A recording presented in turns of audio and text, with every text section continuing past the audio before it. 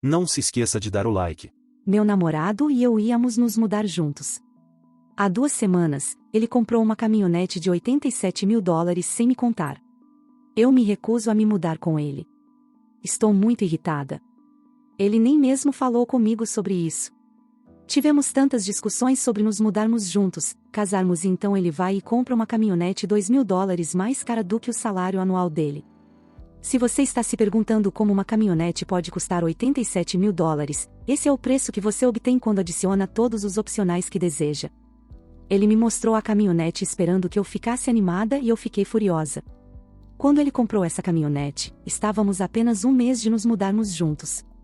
Tivemos uma discussão terrível onde ele me disse que era o dinheiro dele e ele podia fazer o que quisesse com ele. Então eu disse que tudo bem e disse a ele que não me sentia confortável mais em me mudar com ele. Perguntei ao meu senhorio se meu apartamento ainda estava disponível e se eu poderia renovar meu contrato de aluguel e eles disseram que sim. Agora meu namorado está dizendo que não consegue pagar seu lugar e sua caminhonete. Eu não sinto pena. Você deveria ter pensado nisso antes de comprar algo tão caro sem falar com sua namorada de 2 anos. Algumas amigas dele se comunicaram comigo e disseram que eu deveria apoiá-lo e um até disse que eu não era leal e isso mostra que eu não o apoiaria se estivéssemos casados, já que eu fujo quando as finanças ficam ruins. Isso é besteira. Ele não perdeu o emprego nem se machucou. Ele comprou um item caro sem discutir isso. Tenho tentado fazer com que ele devolva a caminhonete porque isso já está afetando negativamente suas finanças. Ele tem essa caminhonete há apenas 2 semanas e está preocupado que no próximo mês ou 2, ele não consiga cobrir todas as despesas que normalmente tem.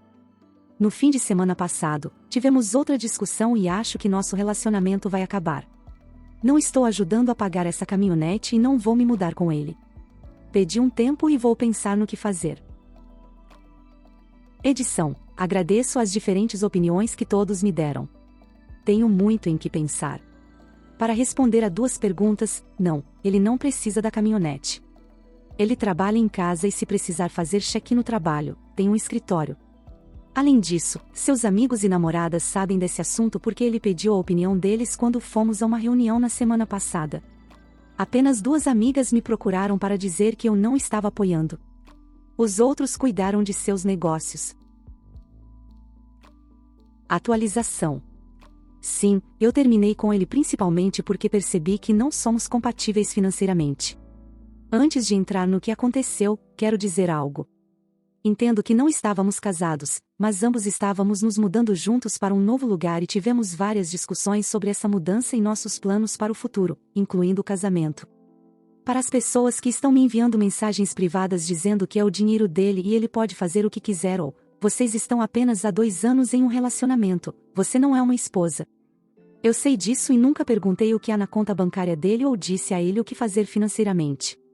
Estou ciente de que é o dinheiro dele, mas também sei da situação financeira dele e ele estava tomando decisões sem meu conhecimento que, se ficássemos juntos, não afetariam apenas ele, mas também nosso relacionamento e nossa situação financeira por anos. Vou morrer nessa colina, isso não está ok. Se está ok para você, tudo bem, mas para mim, se fizermos um plano financeiro e você tomar uma grande decisão sem mim, não vou ficar bem com isso e essa é uma grande razão pela qual desisti de me mudar para um novo apartamento com ele. Nunca teria tomado uma decisão assim sem o conhecimento dele. A principal razão pela qual decidimos nos mudar juntos era dar o próximo passo em nosso relacionamento, mas também para pagar nossas dívidas. Agora tenho uma dívida de $22 mil em empréstimos estudantis e um carro. Quando o conheci, estava em torno de $60 mil e praticamente vivia de cartões de crédito. Nos primeiros meses de namoro, vi o quanto ele trabalhava duro e, com um salário de $85 mil, ele estava fazendo um grande progresso no pagamento de seus empréstimos e cartões de crédito. Por minha parte, na época, estava ganhando apenas $50 mil. Sinceramente, vi sua ética de trabalho e fiquei impressionada e levei minha dívida a sério. Arrumei um segundo emprego de meio período onde ganhava $32 mil por ano, elevando meu salário para $82 mil. Fiz isso para poder pagar minhas dívidas mais rápido, mas também para que pudéssemos estar em pé de igualdade quando nos mudássemos juntos e ele não precisasse pagar significativamente mais despesas de moradia do que eu quando ele tinha mais dívidas. Fizemos um orçamento completo meses antes de nos mudarmos juntos e percebemos que cada um teria $700 extras por mês para colocar em nossos próprios orçamentos individuais. É por isso que a compra dessa caminhonete foi tão surpreendente para mim. Planejamos essa mudança por meses. Tínhamos um orçamento e ele destruiu esse plano com a caminhonete. Se ele quisesse um carro novo, havia muitos carros que ele poderia ter comprado que se encaixariam no excedente mensal de $700 que ele tinha. De qualquer forma, nos últimos dias antes de terminarmos, ele tentou me mostrar que essa caminhonete foi uma boa compra financeira e ainda poderíamos nos mudar juntos. Ele me disse que, na verdade, tinha orçamentado para isso e poderia me mostrar como poderia pagar isso. Eu queria ouvir o que ele tinha a dizer, então fui à casa dele e ele tinha 2 orçamentos.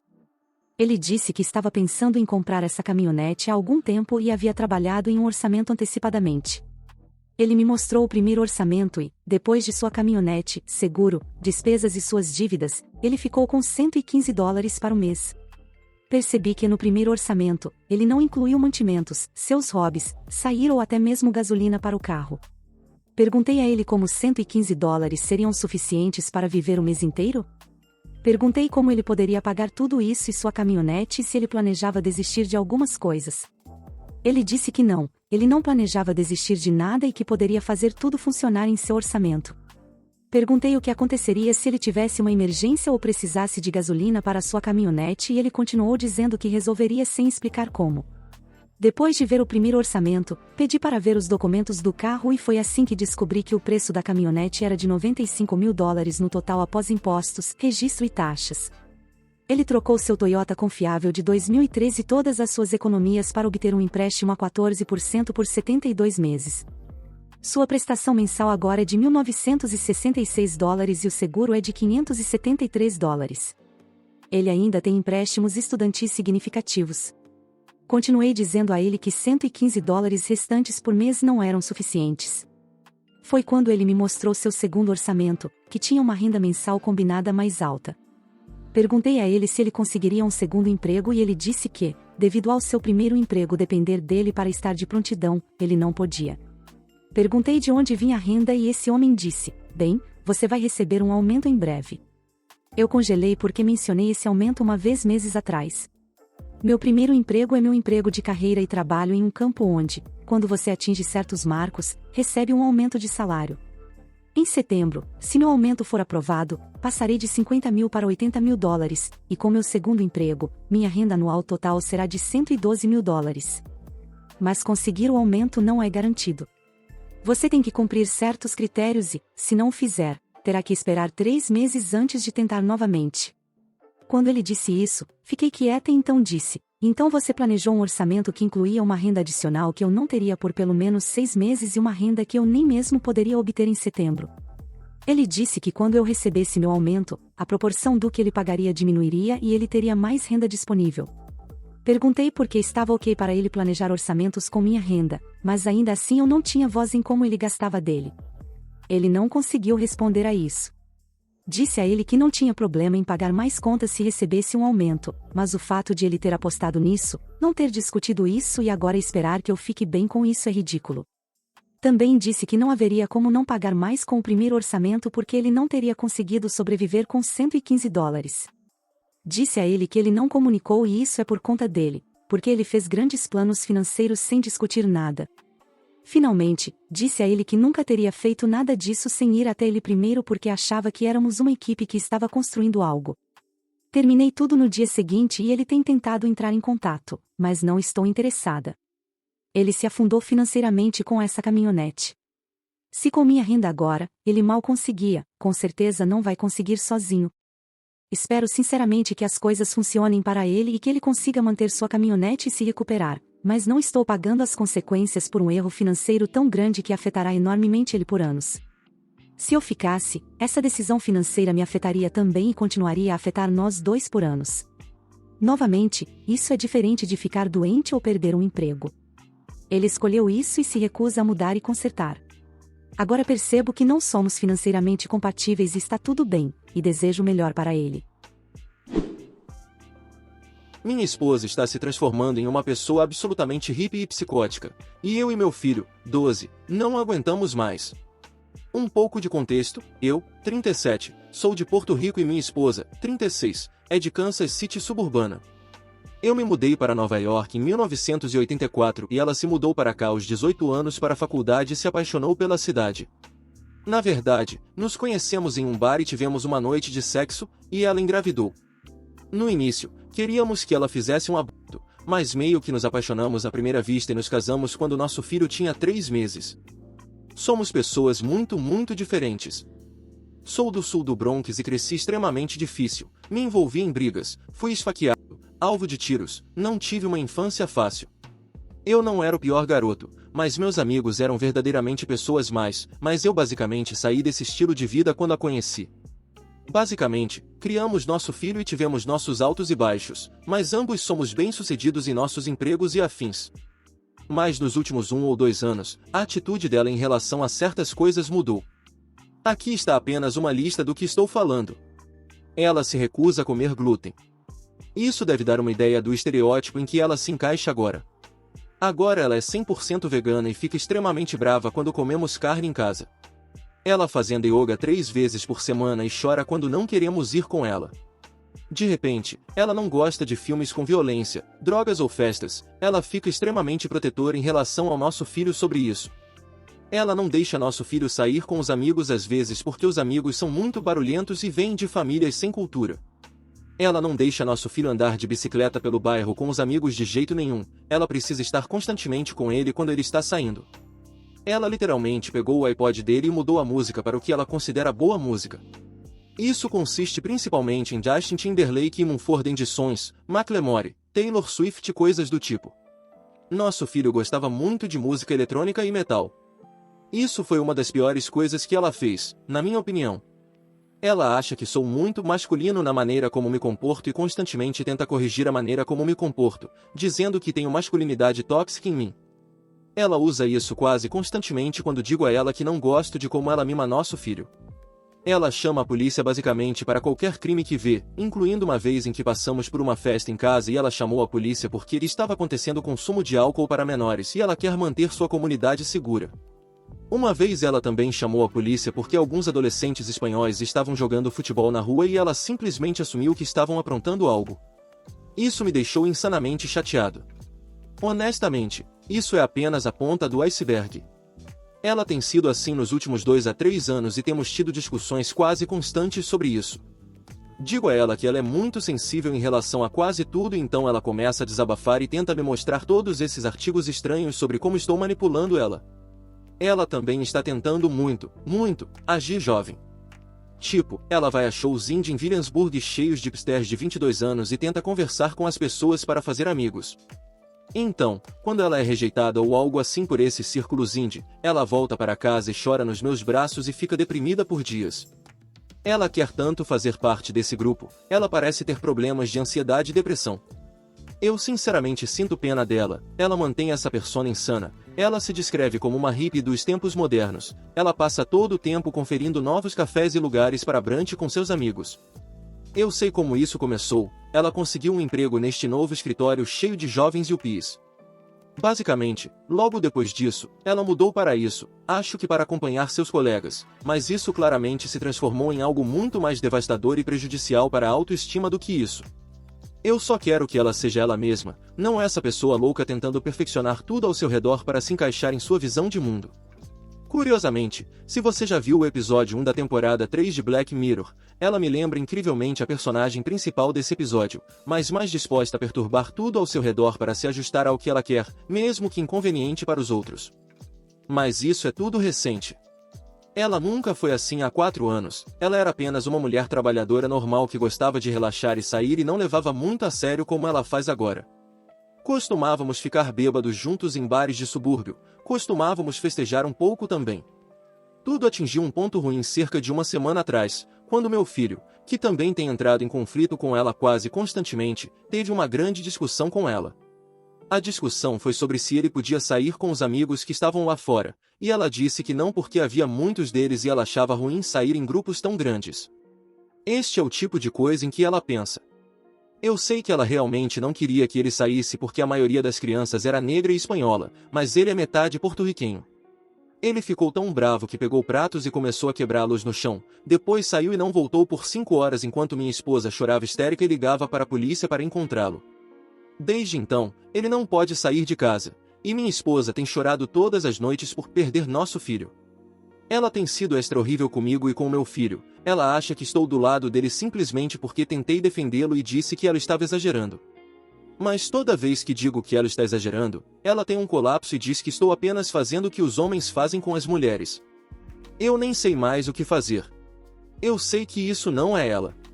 Eu sei que ela desenvolveu alguns problemas mentais sérios nos últimos 2 a 3 anos. Eu sei que isso não é normal para ela.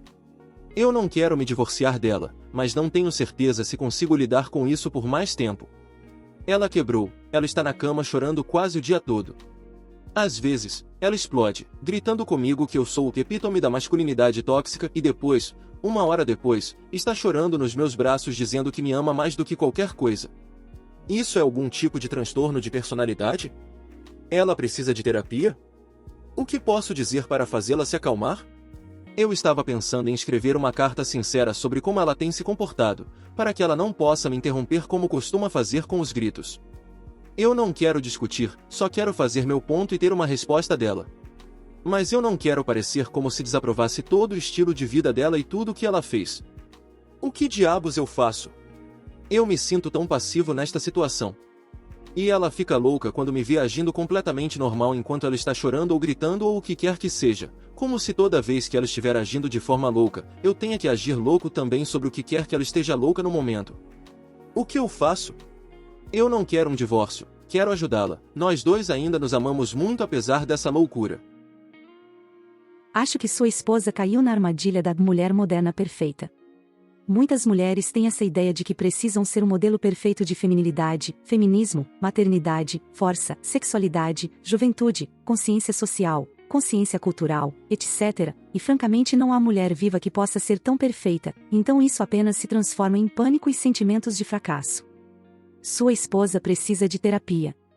Você tem que sentá-la e expor tudo, e dizer a ela que terapia é uma necessidade para sua família se sentir completa e em paz.